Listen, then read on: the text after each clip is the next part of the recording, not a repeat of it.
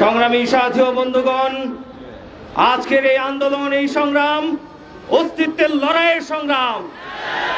এই সংগ্রাম বৈষম্যহীন বাংলাদেশ বিনির্মাণের সংগ্রাম। যেই মুক্তিযুদ্ধ হয়েছিল বৈষম্যহীন বাংলাদেশ বিনির্মাণের জন্য, যেই বৈষম্যহীন বাংলাদেশ বিনির্মাণের জন্য মুক্তিযুদ্ধ হয়েছিল, আজকে কোটার মাধ্যমে বাংলাদেশে বৈষম্য সৃষ্টি করা হয়েছে। আমরা এই কোটার যৌক্তিক সমাধান চেয়েছিলাম। আমাদের শিক্ষার্থীরা কি চেয়েছিল? শান্তিপূর্ণ যৌক্তিক আন্দোলনের মাধ্যমে তারা দাবি জানিয়েছিল, কিন্তু তাদের এই দাবি জানানোর অধিকারটুকু কেড়ে নেওয়া হয়েছে।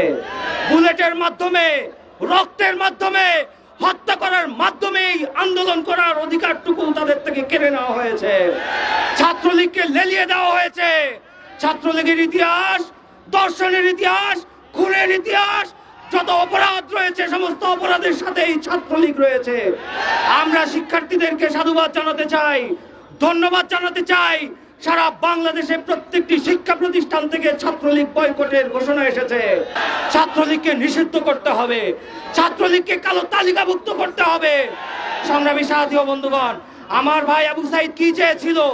আমার ভাই আবু সাইদকে সিনেমার মতো তাকে হত্যা করেছে, সিনেমার দৃশ্যকেও হার মানিয়ে যায়। গতকাল আমরা ঢাকা বিশ্ববিদ্যালয়ে কি দেখেছি? ঢাকা বিশ্ববিদ্যালয়ে বিজিবি, পুলিশ, র্যাব যৌথ সাঁড়াশি অভিযান চালিয়েছে আমার শিক্ষার্থীদের উপরে। ঢাকা বিশ্ববিদ্যালয়ের ইতিহাসে কখনো এটি ঘটেনি। একটি স্বায়ত্ত শাসিত শিক্ষা প্রতিষ্ঠানে কখনো এটি ঘটতে পারে না। আমরা এই ঘটনার তীব্র নিন্দা জানাই। সংগ্রামী সাথী ও বন্ধুগণ, সারা দেশে শিক্ষার্থীদের উপরে যেই হামলা চলছে, মামলা চলছে, গ্রেফতার চলছে, এই মামলা এবং গ্রেফতার তুলে নিতে হবে। আমরা প্রশাসনকে বলবো, আপনারা এই রাষ্ট্রের দায়িত্বশীল, আপনারা শিক্ষার্থীদের বুকে গুলি করবেন না। আপনারা শিক্ষার্থীদের আন্দোলন দমিয়ে দেওয়ার জন্য তাদেরকে হত্যা করবেন না। আপনারা শিক্ষার্থীদের পাশে শান্তিপূর্ণ আন্দোলনে সমর্থন ব্যক্ত করুন। আপনারা আপনাদের ব্যারাকে ফিরে যান। বাংলাদেশকে একটি বৈষম্যহীন বাংলাদেশ বিনির্মাণ করে আজকের এই বৈষম্যহীন যে আন্দোলন, সেই আন্দোলন সফল করে আমরা গড়ে ফেলবো ইনশাআল্লাহ। সবাইকে ধন্যবাদ। আসসালামু আলাইকুম ওয়া রাহমাতুল্লাহ।